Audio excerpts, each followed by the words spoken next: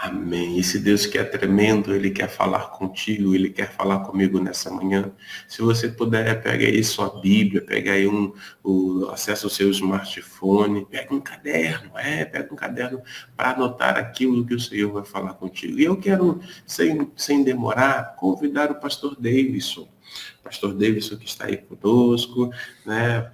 Ele já está chegando. Convidar o pastor Davidson, ele vai estar aí, então, transmitindo mais uma vez, mais uma porção daquilo que aparece aí no Salmo de número 23. Pastor Davidson, bom dia, tudo bem? Bom dia, pastor Aderson. Bom dia a todos que estão nos assistindo agora, né? Participando dessa live maravilhosa. É um prazer estar aqui novamente com vocês. Amém. O pastor Davidson, então, já está com a palavra, né? Fique bem à vontade, meu amigo. E aí, daqui a pouco, ele vai compartilhar a tela. Fique à vontade, amigo. Amém. Deus abençoe, queridos, a todos nós. Estamos hoje no versículo 3, né? Vamos começar hoje o versículo 3. Vocês estão vendo aí onde paramos no encontro passado, né? Paramos aqui no versículo 2, que diz: deitar-me faz em verdes pastos, guia-me mansamente a águas tranquilas, não é? Então falamos aqui sobre vários aspectos do pastoreio nos tempos da Bíblia, não é? O que é bastante interessante, alguns detalhes para a gente. Vamos então aqui continuar com o material do livro, né? O livro Revelações Originais do Salmo 23.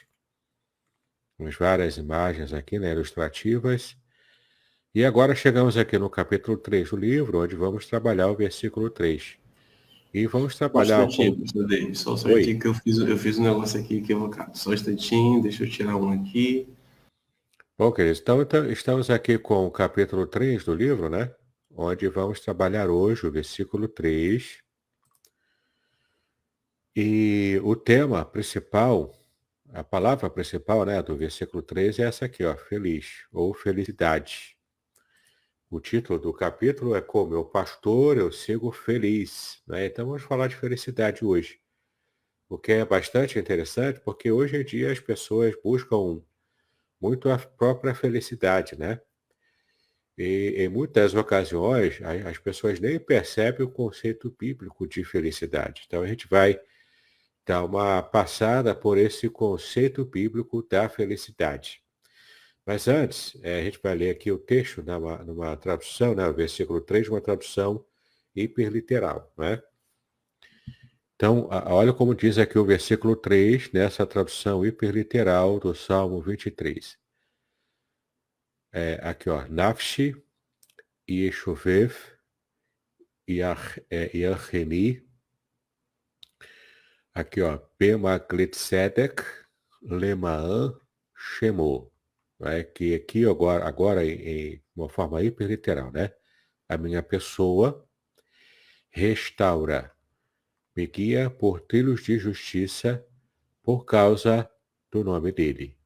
Né? Então, olha que interessante. Primeiro, a primeira palavra que aparece é a minha pessoa, ou a minha alma, né? Porque na língua hebraica, a palavra alma, nefesh, ela tem vários significados, tem muitos significados, tá? Eu até coloquei aberto aqui, ó, o Salmo 23, versículo 3, para que a gente possa ter mais ou menos uma ideia da gama de significados que a palavra alma, né? Que geralmente aparece em nossas Bíblias, tem. Para você ter uma ideia aqui, ó. Tá vendo na tela aí, ó, nefesh. Pode ser alma, ser, vida, criatura, pessoa. Pode até também, dependendo do contexto, significar apetite, mente, um ser vivo, desejo, emoção, paixão. Também ó, se refere àquele que respira, a substância ou ser que respira, a alma, o ser interior do homem. De modo geral, né? O ser vivo é o ser vivo com vida no sangue, o próprio homem, lugar dos apetites, lugar das emoções e paixões, atividade da mente, duvidoso, atividade da vontade, ambíguo, atividade do caráter, duvidoso, enfim. Agora também tem Uma outra forma de traduzir, que o contexto também vai dizer, que tem a ver com essa parte do apetite, né? Que a alma, nefesh, também pode ser traduzido como garganta, isso dependendo do contexto. Por que eu estou falando isso? Por causa dessa gama de possíveis significados que uma tradução da alma nefesh pode trazer. Muitas pessoas se confundem e acham que a única tradução possível para alma é apenas emoções humanas. E não é. A gente pode perceber que há várias formas de se traduzir essa palavra alma, nefesh, em hebraico. E nesse contexto aqui do Salmo 23, ele vai determinar que a melhor tradução para nefesh não é alma, mas alma no sentido de vida, pessoa como um todo. Por isso que eu coloquei aqui numa tradução hiperliteral a minha pessoa, o meu ser, né? O meu ser como um todo, tá ok? Essa é a ideia. Então, a minha pessoa restaura. Aqui é Deus que vai restaurar. E aqui a palavra é shuv, né? Yeshuvev vem de shuv, que tem a ver com restauração. É interessante porque a maioria das versões traduzem como está aqui, né? Refrigera a minha alma, ou refrigera a minha alma, né? Eu acho interessante, por quê? Porque a palavra refrigerar traz essa ideia de ter uma alma mais leve, um pouco mais leve, mas é a mesma alma. E não é isso que o original diz. Você pode perceber que o verbo refrigerar, né, em hebraico é a palavra chuv. Chuv significa voltar ou retornar. Então é um retorno, é uma volta. Voltar ou retornar ao quê? Voltar ou retornar para uma situação anterior da disruptura, ou seja, é você retornar à condição da alma antes do problema que causou a tristeza, a mágoa, que causou é, é, a depressão, que causou o problema, né, da alma, da vida da pessoa. Então, por exemplo, se o problema da ovelha, né, é porque ela quebrou a pata, e ela está triste porque quebrou a pata, então a vida dela, com o trabalho do bom pastor, vai ser restaurada a alegria que ela teve antes de quebrar a patinha. Também trazendo para a nossa experiência, a nossa vida ela é restaurada por Deus antes das nossas lutas, das nossas dificuldades, antes das nossas mazelas. E isso traz felicidade para nós, porque não é um remendo que Deus faz. Não é remendo. É retorno à condição anterior daquilo que trouxe tristeza, daquilo que trouxe mágoa, daquilo que trouxe o problema, né? Do problema em si. É assim que aconteceu também com a nossa conversão. Nós experimentamos a conversão em Cristo Jesus. E é o que Jesus disse em João 3, quando ele falou sobre o novo nascimento. O que é o novo nascimento? Não é remendo. Deus não remendou a nossa vida, o nosso coração. O Espírito Santo não fez um remendo na gente para a ponto até de ficar com uma marca, né? Quando, por exemplo, um pano, né, se rasga e a costureira vai lá remendar, fica aquela marca da costura em alto relevo. Será que Deus faz um remendo no nosso coração a ponto de deixar marcas no remendo que ele fez? Não, não é isso que Deus faz. Ele faz uma restauração completa. O novo nascimento é uma nova vida. É uma restauração ao ponto anterior ao pecado de Adão e Eva, no caso, né? Então, ele nos dá uma nova vida, um novo coração, é uma alma restaurada, uma vida restaurada. Esse é o princípio bíblico, não é o princípio de remendo, não é o princípio de dar um jeitinho para continuar funcionando ainda que capenga, né? Não é uma gambiarra, né? Deus não faz gambiarra na vida de ninguém. Deus, ele faz uma restauração completa. E aqui vem outro detalhe importante. Restaurar não é o mesmo que apenas deixar funcional. Não é? Porque, por exemplo, se eletrodoméstico meu se quebra, eu levo para o conserto, o, o técnico que vai fazer o conserto, ele vai remendar um fio, ele vai usar alguma coisa, se tiver que trocar a peça, ele vai pegar uma peça lá que ele tem, qualquer, que possa ser encaixada e possa consertar. Ele vai apenas, a ideia do conserto é deixar novamente funcional aquilo que estava quebrado. Não é essa a ideia da restauração. Restaurar, de acordo com a Bíblia, né, e até de acordo com a nossa língua portuguesa, restaurar significa colocar novamente ali uma peça que se quebrou, mas exatamente como no original. É uma peça exata como era originalmente. Então, se for, por exemplo, um sofá que se rasgou, um sofá antigo, né, um sofá clássico, você leva para consertar é uma coisa, ele vai reencapar, vai colocar outra coisa, você até escolhe uma outra cor, enfim. Agora, se o seu objetivo é levar para um especialista, para ele restaurar o seu sofá antigo, você não vai escolher coisas diferentes para ele, o seu intento é que ele volte a ser como era antes, exatamente como era antes, inclusive usando os materiais que se usaram originalmente. Então, essa é a ideia da restauração, e é isso aqui que aparece no texto, essa palavra que aparece no texto do versículo 3. A minha alma restaura, e é só Deus que pode fazer isso. Quanto a esse ponto, eu quero até mostrar aqui uma frase muito infeliz atribuída ao Carlos Drummond de Andrade, o grande poeta brasileiro, né? Ele disse essa frase aqui, ó. Ser feliz sem motivo é a mais autêntica forma de felicidade. Essa é uma frase atribuída ao poeta Carlos Drummond de Andrade.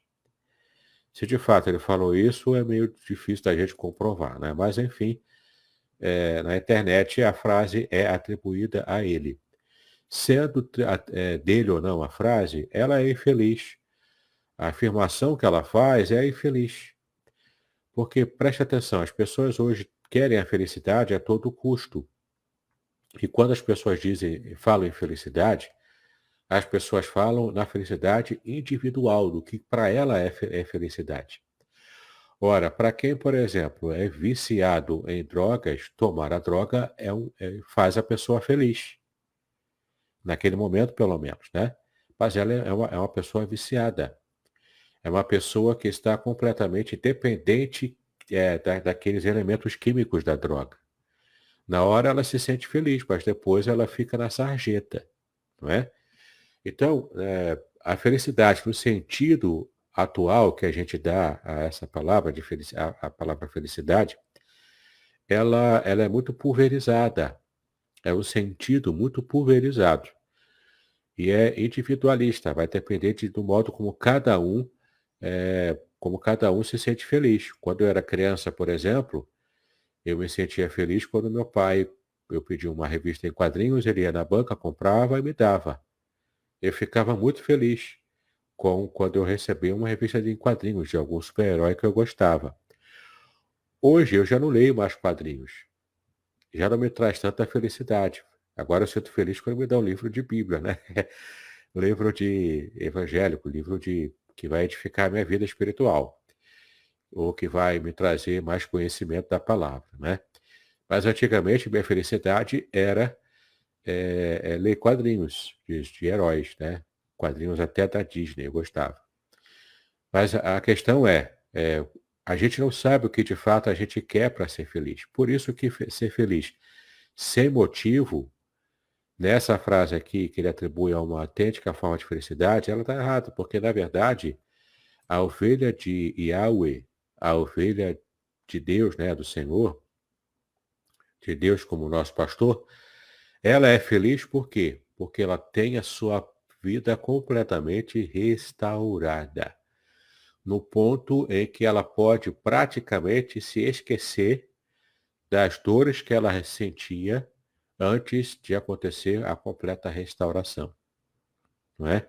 Então a minha vida por completo ela está restaurada por Deus. E perceba que aqui a ideia é a ideia de uma vida restaurada como sendo uma obra direta de Deus na vida da ovelha. Ou seja, a ovelha ela não tem nenhum trabalho para se autorrestaurar. Ela não é como os fornos autolimpantes, né? Não é nada desse tipo. Ela não tem essa característica de se autorrestaurar. Ela não consegue. A ovelha ela precisa de uma ação externa a ela própria que esteja provocando a restauração dela. Então, a vida da ovelha é completamente restaurada porque ela está completamente entregue nas mãos do Senhor. Isso traz felicidade para ela. A felicidade da ovelha não é por acaso. É porque ela tem um pastor que cuida dela em todos os sentidos. Por isso que o título desse capítulo é "Com o meu pastor eu sigo feliz". Porque a felicidade, ela recebe quando tem a alma completamente restaurada, quase como se ela tivesse amnésia do ponto em que ela sofreu, não é? A ponto dessa restauração acontecer de modo completo. Eu quero ler com vocês aqui, eu vou abrir aqui uma outra passagem, que é a passagem de Isaías, deixa eu achar aqui, Isaías 40, verso 40, versículo 31. Olha que interessante que aparece aqui, né? Isaías 40, 31. No versículo 30, né, diz: os jovens se cansam e se fadigam e os moços de exaustos caem. Aí 31. Mas os que esperam no Senhor renovam as suas forças. Sobem com asas como águias, correm e não se cansam, caminham e não se fadigam.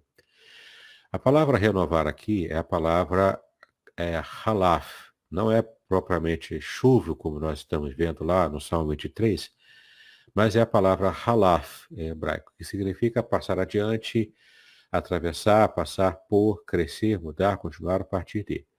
Então tem essa ideia de ultrapassagem. Mas também tem essa ideia, que é essa que aparece aqui no texto, porque o contexto vai exigir, que é essa palavra aqui, ó, trocar, substituir, alterar, mudar para melhor, renovar. Então percebe que a palavra renovar está aqui, ó.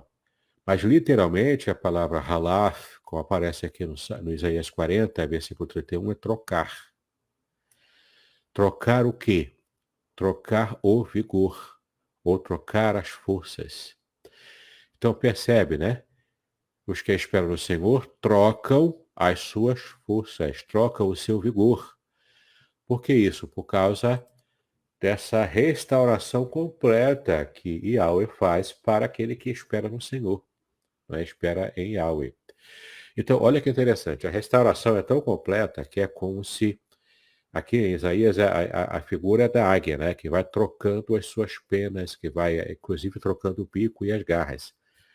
As águias, elas têm essa característica ao longo da sua vida. Chega um momento em que as garras já estão desgastadas, o bico também, e as penas também precisam ser trocadas. Então, o que a águia faz? É o momento em que ela própria, sozinha, vai arrancando com o bico já desgastado, pena por pena, que ela própria tem, para poder se renovar. Ela arranca todas as penas dela mesma, fica pelada, sem pena nenhuma. Depois ela vai batendo com as garras da águia numa pedra, numa rocha. Ninguém vê isso, é só a águia que está fazendo isso isolada. Ela vai batendo até arrancar as unhas. E bate o bico também na pedra, na rocha, até arrancar o bico. E fica lá esperando, porque depois de um tempo o bico nasce revigorado, ele renasce. As garras também, e as penas também. Quando a águia faz assim, no seu ciclo de vida, ela se renova e dura mais tempo. Consegue viver mais tempo porque ela tem o bico renovado para poder fazer as caças dela, tem as garras também e tem as asas. Tem as penas, né, com as asas. Então, é essa a imagem que Isaías traz quando ele diz que o Senhor troca o nosso vigor, troca as nossas forças. Isso traz essa ideia da restauração, onde você joga fora o que é velho, o que está desgastado, e você restaura para algo novo, para algo completamente novo, que vai realmente trazer um novo vigor, um novo ânimo para a vida. né? Então, tudo isso eu estou trazendo aqui como conhecimento apenas com essas duas primeiras palavras do versículo 3. Veja que eu não trabalhei ainda o restante do versículo. Eu coloquei somente as duas primeiras palavras do versículo 3, dando enfoque à palavra restaurar, que em hebraico é a palavra shuv, tá bom? Significa restauração ao seu ponto inicial, antes do problema, antes de acontecer a dificuldade. Muito bem. Vamos então avançar aqui, para a gente poder dar tempo, né, de dar o restante do versículo. Depois a palavra guia-me, não é? Me guia. Por onde, né? Quem guia, guia a ovelha por algum lugar. E nós já estudamos aqui nos versículos anteriores que esse guia aqui, que é o Senhor, não é guiar a esmo de qualquer jeito, por uma estrada qualquer.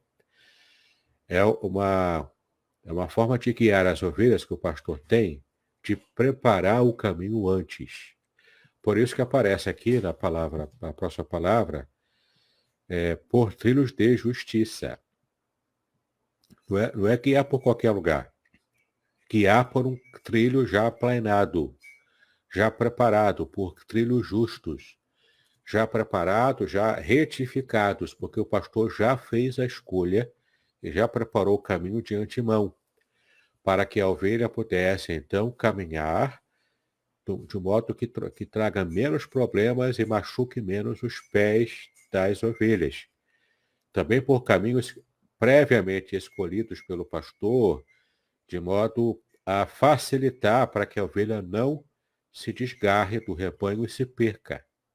É um cuidado que o pastor tem ao preparar de antemão o trilho que vai realmente estar levando as ovelhas, né? Então, como é que o pastor vai guiar a sua ovelha?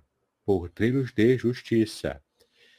Da mesma forma, Deus quer trabalhar conosco, Ele quer nos guiar por trilhos que vão nos levar para a justiça, né? Ele vai facilitar o nosso caminho para que a gente possa andar de modo justo.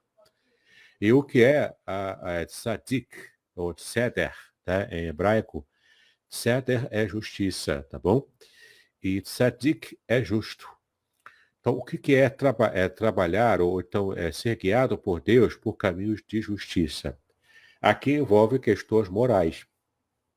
Aqui envolve você também ser feliz, não apenas porque tem uma alma restaurada, uma vida restaurada pelo próprio pastor, não apenas porque você está satisfeito por já ter se alimentado, está sem sede, está descansado, né, como ovelha, mas também você é feliz porque você anda pelo caminho correto, pelo caminho da justiça, por aquilo que é certo. Porque o pastor vai te guiar dessa maneira e você vai viver a paz e a felicidade de quem não deve nada para a sociedade, de quem não tem nenhum problema com inimigos no encalço lá, perturbando o tempo todo. A gente vai ver essa ideia de você estar livre dos inimigos lá no final, quando aparece uma outra imagem que não é mais a imagem do pastor e das ovelhas.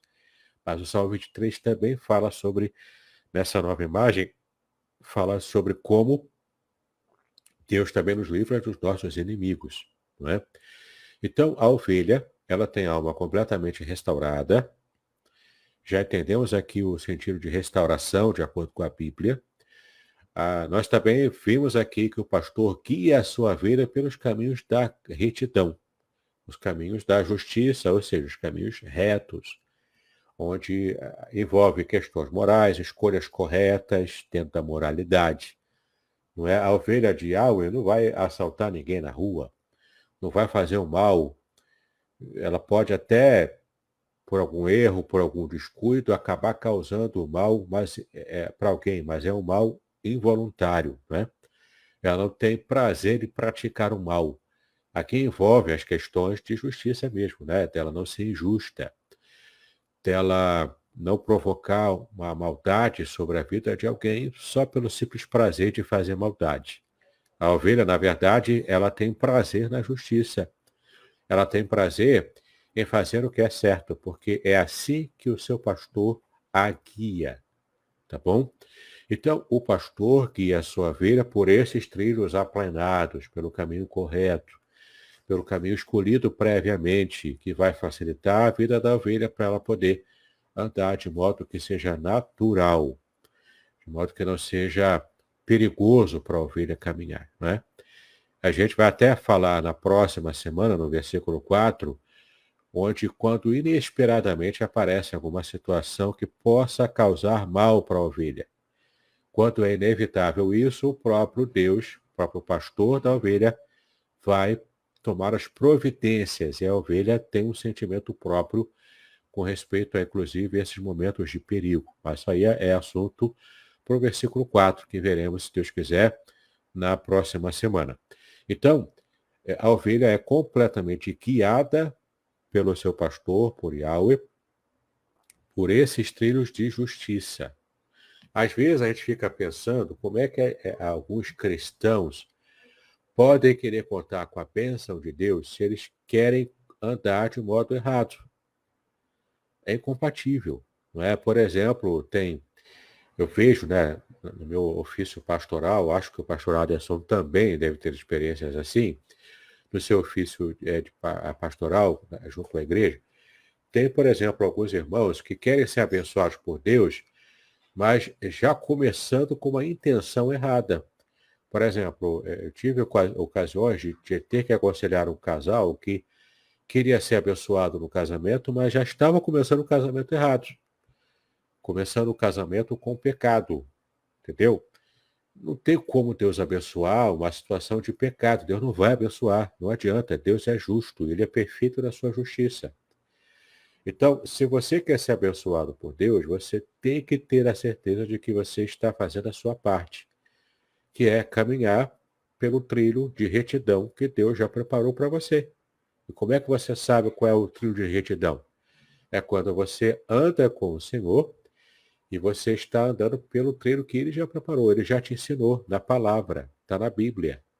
Você lendo a Bíblia, você vai entender qual é a expectativa que Deus tem com respeito a você, no tipo de vida que você precisa ter.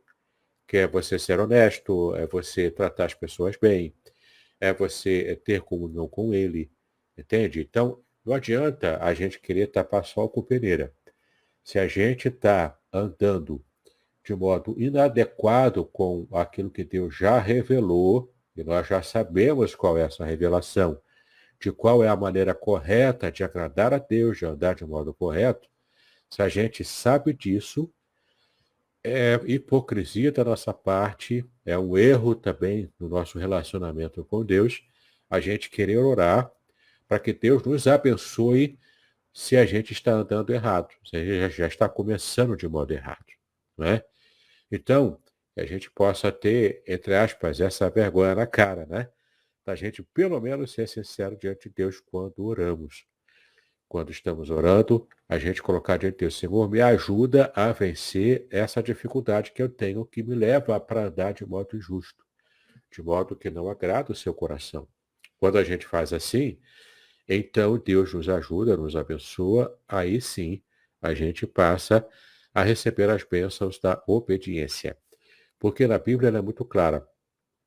Tem as bênçãos da obediência. Quem é obediente, portanto, à palavra de Deus, recebe as bênçãos da justiça. Não é? Agora, quem é desobediente, quem acaba agindo com desobediência, ele faz o mal para si próprio, ele traz o mal para si próprio, traz a maldição. A Bíblia é muito clara quanto a isso. E a questão da obediência ou da desobediência é bem esse sentido de pecado. Pecado significa transgressão. Então, se o pastor já preparou o trilho de justiça para eu andar nesse trilho, e eu transgrido esse caminho que o pastor quer que eu trilhe, porque ele preparou antes, eu estou me desgarrando, eu estou fugindo do caminho que o pastor quer que eu ande. E quando eu faço isso, isso não acaba bem para a ovelha. Às vezes, o pastor precisa tratar de uma ovelha rebelde. Até uma ovelha geralmente jovem, uma ovelha adolescente, que é muito serelepe e fica fugindo muito do caminho que o pastor já preparou para todo o rebanho. A felicidade, portanto, da ovelha não é ela entender a felicidade como algo pessoal e algo que é plenamente para ela, né? Uma coisa individualista. A felicidade da ovelha está em seguir o rebanho, nessa ideia comunitária, dentro do caminho que Deus já preparou para o rebanho todo. E a ovelha está feliz porque ela está dentro, inserida no rebanho. Ela está inserida dentro do rebanho. Quando a ovelha se desgarra, ela está por conta e risco.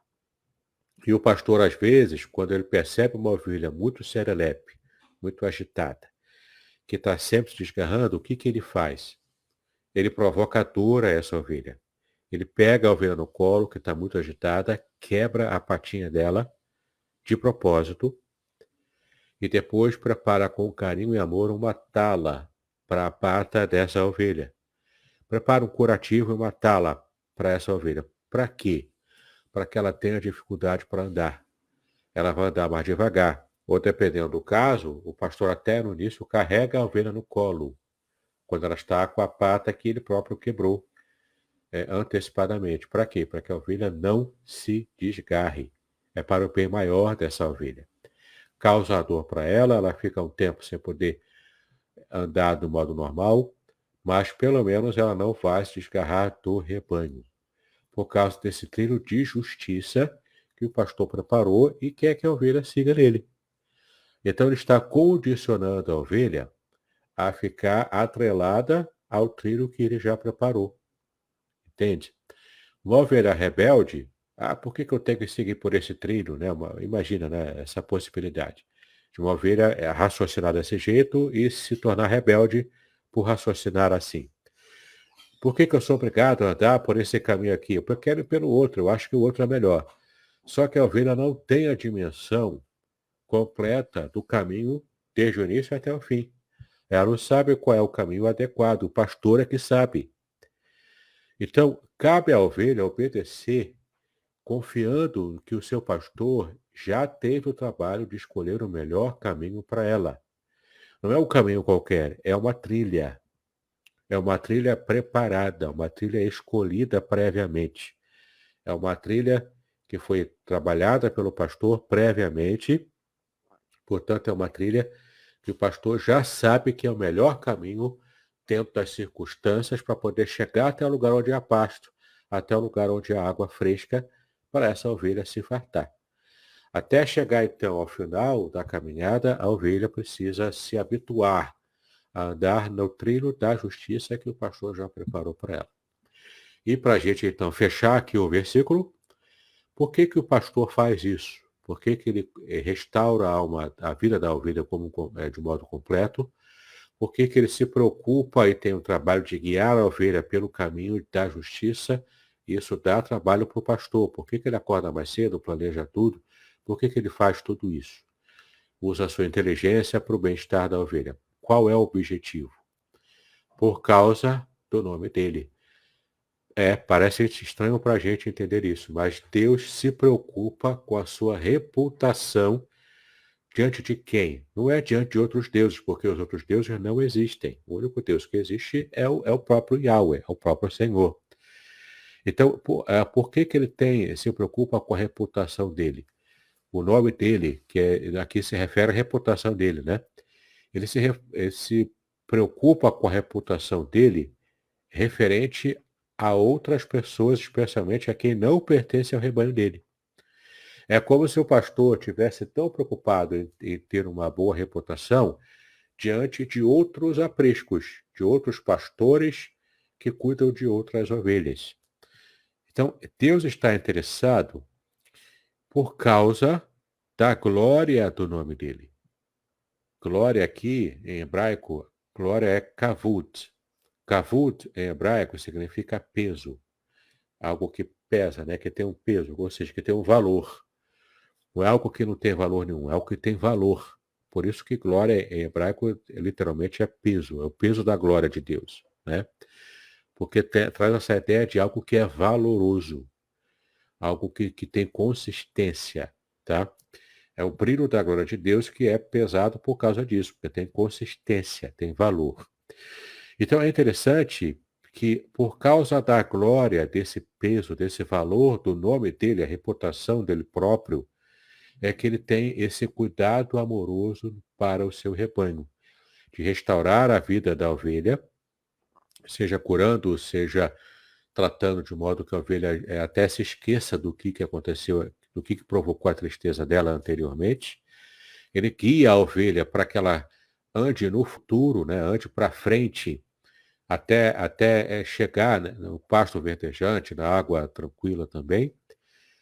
Não é? Então, ela está completamente feliz por causa disso, porque ela tem um passado de restauração, que foi completamente apagada a memória dela, e ela tem um futuro também de confiança no seu pastor que cuida dela, que guia para frente. Ela não fica estagnada num único lugar, ela anda para frente. Né? Isso o pastor faz porque ele tem preocupação com a sua própria reputação. Isso traz glória para a vida de Deus, traz glória a Deus. Ele saber por ele próprio que o seu rebanho está bem cuidado, está bem tratado, está de fato feliz. Por isso que o título do capítulo é Com o meu pastor eu sigo feliz. Sem o meu pastor eu não consigo seguir, muito menos ficar feliz. Não é? Então, que essas são as lições e os segredos do Salmo 23, versículo 3, que são lições especiais, profundas até para a nossa vida espiritual. Por isso que essa frase aqui, ó, atribuída ao Carlos Drummond de Andrade, ela é furada. Ser feliz sem motivo é a mais autêntica forma de felicidade? Não, não é. Eu só sou feliz não é porque eu não tenho motivo. Na verdade, é ao contrário. Eu sou feliz porque eu tenho um pastor que cuida de mim. Entendeu? Então, minha felicidade não é pelo que eu defino, não é pelo que eu quero. Porque até o que eu quero muda com o tempo.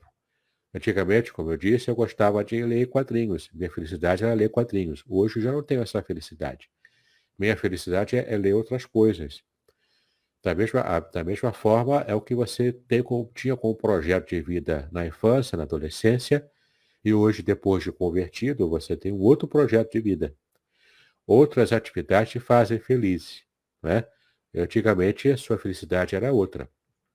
A gente não sabe o que é melhor para a gente, mas o nosso pastor sabe.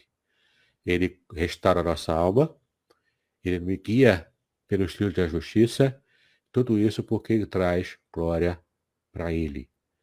Então, guarda no seu coração. Está errada essa música que diz que nós somos joia preciosa, que é como se Deus parasse tudo para cuidar da gente, porque isso tudo é importante pelo fato da gente ser assim. Né? Não é isso que o texto bíblico diz. Deus cuida da gente voltado para a glória dele. A motivação de Deus em cuidar da gente é trazer glória para o nome dele próprio. Tudo tudo voltado para que a gente possa glorificar a Deus. Esse é o resultado, o objetivo final. Darmos glória a Deus, inclusive pelo modo como nós somos bem tratados por Ele. Então, o foco do texto aqui não é a ovelha. O foco do texto é o modo como o pastor cuida da ovelha. Tudo é para a glória de Deus, inclusive na nossa vida. Então, vamos deixar de lado essa ideia antropocêntrica, né, com o homem no centro, porque, na verdade, o homem não está no centro. Quem é que está no centro é o próprio Deus. A nossa perspectiva de vida como cristãos é colocarmos Deus e Jesus Cristo no centro da nossa vida. Tudo é para a glória de Deus, tá bom? Jamais se esqueça disso. Muito bem, terminamos aqui. Eu vou tirar aqui a parte Pronto, já tirei aqui. Agora o pastor Aderson está com a palavra, né? Já que terminamos aqui o conteúdo do versículo 3 do Salmo 23. Oi, meu estava aqui me deliciando, anotando diversas coisas aí que o irmão foi falando, e eu achei assim umas questões interessantes, né, que o irmão foi abordando, né, começando do final para o início, né, tudo é para a glória de Deus. Não é para a glória do homem, não é para a glória de Bertrano, Ciclano, é para a glória de Deus. Eu achei interessante quando você falou o peso da glória de Deus, a consistência. Então, cada vez que a ovelha é bem cuidada, é bem tratada, ela é feliz, isso, na verdade, dá consistência para a glória de Deus. É isso mesmo? Isso, tudo redunda para a glória de Deus, né? Por exemplo, não é glória para a denominação, não é glória para a igreja local, não é glória para o pastor, do que está construído como reputação de um pastor sábio, um pastor bom, né? Não, isso tudo é desvio, né? O que deve ser o caminho certo é estarmos fazendo tudo bem feito, o mesmo trabalho de um pastor local, pastorear bem o rebanho de Cristo, porque no final vai trazer glória para o próprio Cristo, glória para Deus, né? E não para a glória humana. Às vezes eu tenho, sinceramente, dificuldade, quando às vezes eu visito algumas igrejas, e o pastor fica cheio de orgulho, mostrando as obras da igreja, como a igreja está bonita, ela é grande, tem ar-condicionado, ela tem espaço para não sei o quê, está bem organizada. Isso às vezes me incomoda, porque eu percebo nessa fala de alguns colegas esse orgulho pelo que ele está fazendo, porque isso, na verdade, no final, acaba sendo para a glória dele.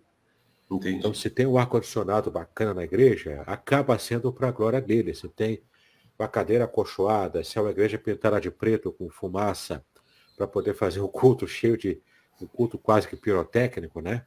Cheio de fogos de artifício ali dentro do templo, mais ou menos isso, né? Então, isso tudo acaba se tornando para a glória do pastor, do ministério dele, da denominação dele, da igreja local. E isso é um desvio. Isso, em alguns aspectos, acaba sendo também uma idolatria. Entendeu? E a Bíblia fala claramente contra a idolatria. Então, às vezes me incomoda, sinceramente, quando eu visito alguns colegas, algumas igrejas, né? Ele fica lá mostrando o espaço da igreja, aí eu percebo aquele orgulho, que não é nada santo, né? Mas é um orgulho de estar mostrando o que ele consegue fazer, como ele é bom administrador. Não é para isso que a gente foi chamado, entendeu? Não é para isso. A gente precisa ter esse cuidado e essa percepção. Eu estou fazendo melhor, estou me esforçando para ter uma administração bacana, para botar conforto para a igreja, beleza. Mas a glória não é para mim. A glória é para Deus. Se eu perco essa dimensão, eu acabo tendo problemas, inclusive no meu ministério. Entendeu? Interessante. Interessante ao mesmo tempo profundo e que deve trazer uma reflexão para todos nós, não somente quem é pastor, mas tudo em nós, né? Eu sou o que a gente vai chamar de cristão simples, mas Deus está me permitindo prosperar, fazer algumas coisas. Puxa, não posso perder de vista que é para a glória de Deus. É o peso da glória de Deus. Uma outra coisa que você falou e que aí vai se esbarrar na primeira aula que você comentou, você só citou, não aprofundou, é que, olhando para esse versículo, né, a ovelha ela vai se sentir feliz, talvez eu vou usar assim, a seguinte expressão assim, completa, porque ela está nos trilhos de justiça, porque ela está no caminho, né, que foi preparado atenciosamente, cuidadosamente pelo próprio Deus. Não é isso? Foi isso que você falou. Perfeito. E aí é interessante então porque vai derrubar algumas, algumas falas, né? Como o próprio Hidauro, e você comentou, escreveu um livro chamado Desigrejados. Você também comentou, a pessoa não está seguindo no caminho, mas quer as bênçãos específicas da parte de Deus. Então isso não tem muita relação. Fala um pouquinho mais sobre isso, pode ser? Sim, isso aqui é um embate até cultural. Da cultura bíblica, cultura do Oriente, do Oriente Médio, né, antigo, é bem diferente a noção de felicidade comparado com a cultura ocidental. Na nossa cultura ocidental, como é que uma pessoa pode ser considerada feliz? Dentro da individualidade. Ela é feliz enquanto indivíduo, porque ela tem as coisas ao redor dela, isso traz felicidade para ela. Como é que isso funciona na mente ocidental hoje, né? eu consigo me destacar dos demais. Ou seja, eu como indivíduo, estou destacado porque eu sou mais rico, porque eu tenho mais talento, porque eu sou mais bonito. Enfim, eu tenho alguma coisa que me destaca, ou porque eu sou diferente. Você pode perceber isso até no showbiz, né? Qual o artista que se destaca mais? É aquele que é mais diferente, que faz mais loucura, que se veste de modo espalhafatoso, ou que faz até escândalo, provoca escândalo de propósito para poder ficar em evidência, né? Uhum. Tudo isso é a marca de como nós, na sociedade ocidental, de modo individualista, acreditamos que traz felicidade. A cabeça do homem oriental, do Oriente Médio, é diferente. De acordo com a Bíblia e na cultura oriental, a felicidade do ser humano não está na individualidade, não está em ele se destacar dentre os demais. É o contrário disso. Está no coletivo. A felicidade de alguém, de acordo com a Bíblia, é quando ele está inserido no coletivo, então ele se sente protegido e feliz porque ele está dentro da coletividade. Entende? Então ele não quer se destacar dentre os demais do rebanho. Ele quer, na verdade, ficar lá naquele mar do rebanho que está sendo guiado todo como um corpo só. Então, a ideia da bíblica de felicidade é da pessoa estar inserida dentro de uma genealogia, de uma família, de um clã, dentro de um grupo, né, que está organizado pelos anciãos, liderado pelos anciãos daquele grupo judeu antigo. É isso que traz felicidade para a cabeça do homem e da mulher da época bíblica, né? E até hoje, no Oriente Médio, é essa a cultura. A cultura tua. Por isso que é tão importante o relacionamento com Deus e o relacionamento com o outro, que eles chamam de irmão. Na cultura judaica, chamar o outro de irmão não é apenas algo proforme, não é apenas algo porque é politicamente correto, é bonito. Não. Eles realmente entendem que alguém que está próximo a ele, com um amigo muito próximo, ele trata como se fosse um irmão de sangue.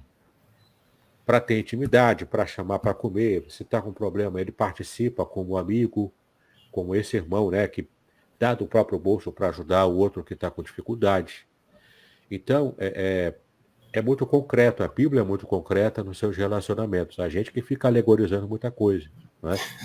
Mas a Bíblia era muito completa. Então a gente percebe que a noção de felicidade para o Oriente Médio é a vida coletiva, na coletividade. Por isso que é tão importante na Bíblia ficar toda hora citando genealogia. Porque com a genealogia ele está mostrando que ele está inserido no histórico de uma comunidade, uma família, de um clã. E isso é o que traz felicidade para a cabeça do judeu da época bíblica. E então deu ruim para quem não gosta de ler genealogia e entender sobre a genealogia, porque ali tem um ensinamento, ali tem algo pedagógico da parte do nosso Deus. E aí muito interessante. Outra coisa que você falou que também é algo que muitos devem ficar alarmados, é justamente com a atitude que o pastor tem quando a ovelha está muito serelepe, que ela está insistente em andar distante, e ele traz essa ovelha para si, e aí depois, em um determinado momento, se ela não permanecer, ele vai lá e quebra a patinha da ovelha. Né? Fala um pouquinho mais sobre isso, por gentileza. Sim, é como eu disse, né? Às vezes o pastor precisa tomar essa atitude mais drástica, que até dói no coração dele, né? Dói no coração dele mais até do que dói para a própria ovelha. Mas é para o bem final dela. É como um pai, uma mãe, que está levando o filho, né, para poder levar uma injeção, por exemplo. O pai e a mãe sabem que aquilo vai provocar sofrimento. Mas não tem jeito, a criança precisa tomar a injeção, é para o bem dela, é para a saúde dela. Mesmo que cause dor, e isso faz o pai e a mãe até chorar por causa do filho, né? Porque ele ama o filho, mas precisa levar. É meu caso. Na minha história, na minha infância, precisei tomar algumas injeções de bezetacil. No final acabou sendo um erro médico e eu tomei as injeções à toa. Não era preciso, mas eu tinha tido um diagnóstico que eu tinha febre reumática, então meus pais me levaram para tomar várias aplicações de bezetacil. Quem é que já tomou sabe que vai lá no osso, né? E é uma dor insuportável. Eu lembro até hoje, mesmo quando eu era criança. Já estou com 47 anos, mas eu lembro. Era uma dor que ia lá no osso, lá na junta, lá do osso, no quadril, não é? E eu saía da aplicação lá da injeção mancando de tanta dor. O máximo que meus pais podiam fazer era me pagar o lanche depois. E aquilo amortizava um pouco a dor, né? Eu tomava um lanche diferente lá, que eles pagavam na rua para mim. Então, consolava, mas não resolvia a dor, né? A dor estava lá ainda, Uhum. mas consolava. Era o máximo que eles podiam fazer. Mas eles acreditavam na época que era para o meu bem, porque o médico havia falado que era para o meu bem, porque eu tinha febre alta, febre reumática. Que na verdade eu não tinha. Era uma outra situação lá que ele errou, mas enfim. A ideia aqui é o propósito pelo qual os meus pais me levavam para dar aquela injeção que tanto me doía, causava sofrimento. Mas tinha o objetivo, né? De estar trazendo um bem melhor, maior.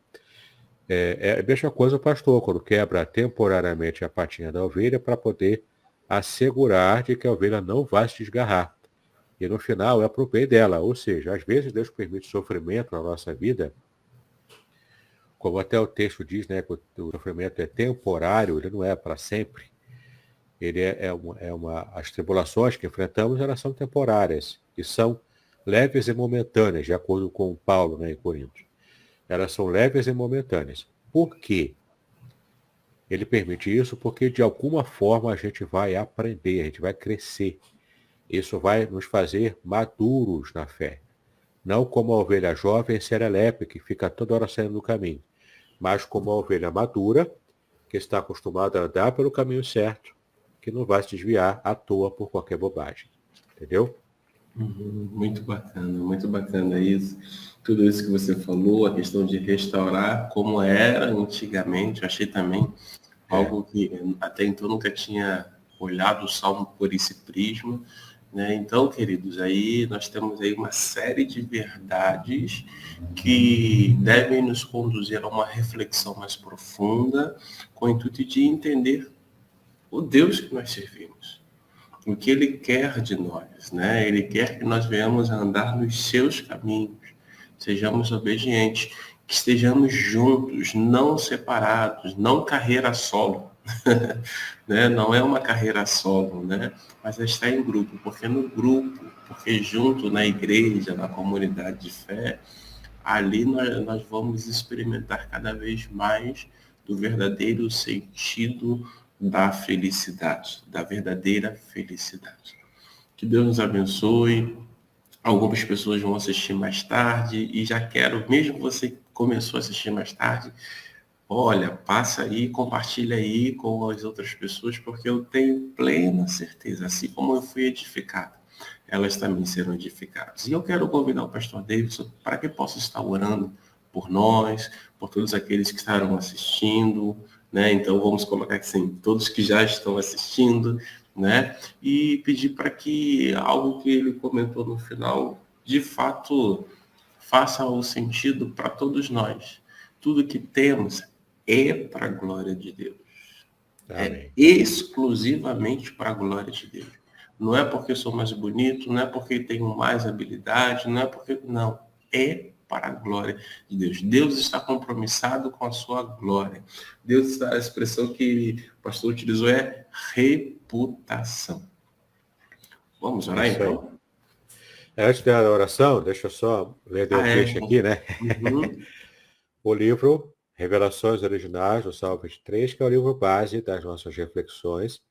Você pode fazer contato e eu vou enviar para você, né? O livro, o valor tá bem baratinho, dá para você adquirir e ter nas suas mãos tudo isso que a gente está falando aqui, mais um pouco, porque no livro a gente sempre abrange um pouco mais.